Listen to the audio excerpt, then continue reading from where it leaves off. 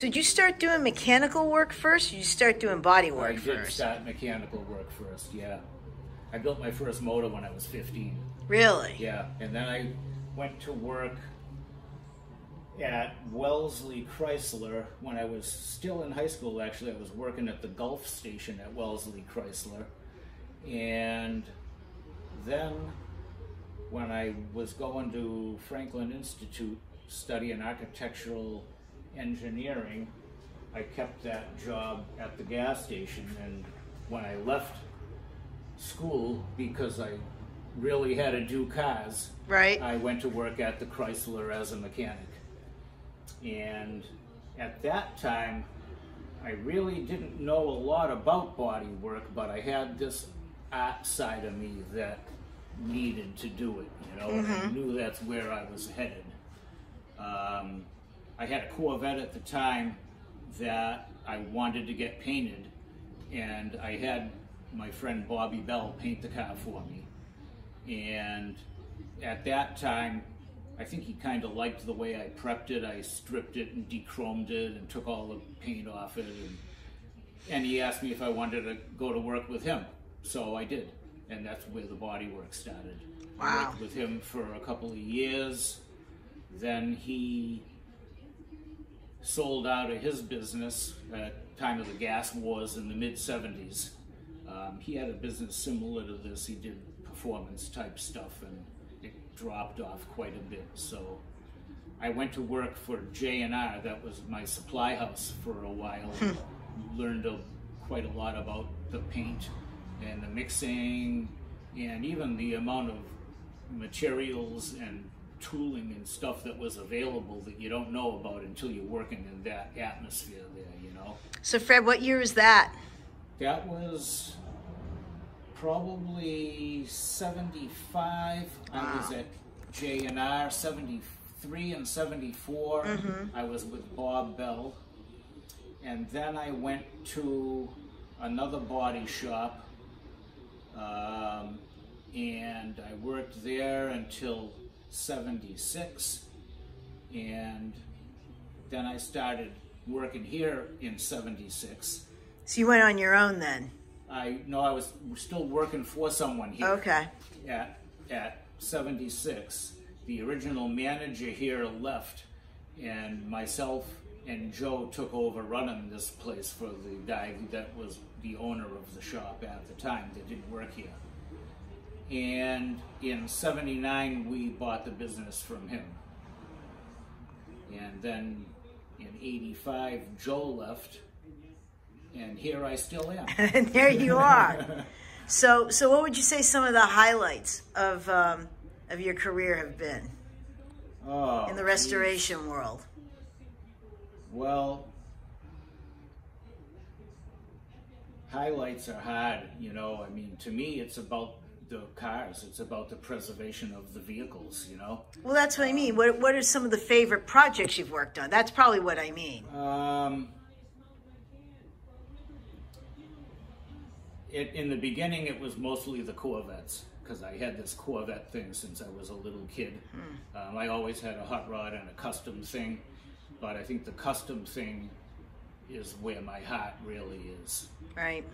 Whether it be custom paint or custom fabrication or custom bodies, I think that's really my thing. It's more than the custom realm. So you learned really by doing. Yeah, I did. You know, Bob taught me the basics of body work, and from there I pretty much experimented with the paint to get it to do what I wanted it to do. I didn't really have anyone showing me any tricks or anything. It was trial and error type stuff, you know. You do a lot of stuff you don't like, you throw a lot of stuff away. And there are people who won't do that. There are people who put it on the car and that's it. Right. You know, I can't do that. If I put it on the car and I don't like it, for instance, I painted this El Camino of my own, black, lowered it, blacked out all the chrome, put 6 layers of ghost flames from the nose all the way back to the quarter panels. And I didn't yet clear it. I had the car outside and I was pouring buckets of water on it because that'll give you the look of it with clear on it. Right. And after, it took me a week to put these 6 layers of flames on. At the end of the week, I think I was just so sick of it that I wasn't going to like it no matter what it looked like. Right. So I had the thing outside, beautiful sunny day, I'm dumping water on it, it's lighting up, it's looking crazy, but I'm still not sure whether I'm happy. So I called my friend Carl that had the shop across the street at the time, and he was cool, he liked custom stuff, and he would be honest, he would tell me if he didn't like it. Right. So I told him what was going on. I said, Carl, I got my car out here, I got 6 layers of flames on it, and I really don't know whether I like it. I'm actually thinking of sanding it all out and finishing it in plain black. And I'm there, I think I need you to come over and take a look at it and give me an opinion. I need an opinion of someone that I value their opinion, you know? So he came over and we dumped water on it, and he said, you can't strip that off of there. Are you out of your mind? I'm there, you like it? He's there, like it. Are you kidding me? So I kept it. And that was what really turned the world on to the Ghost Flames, I think. It took a long time between 79 and when I did that car. 79, I did the first of the Ghost Flames.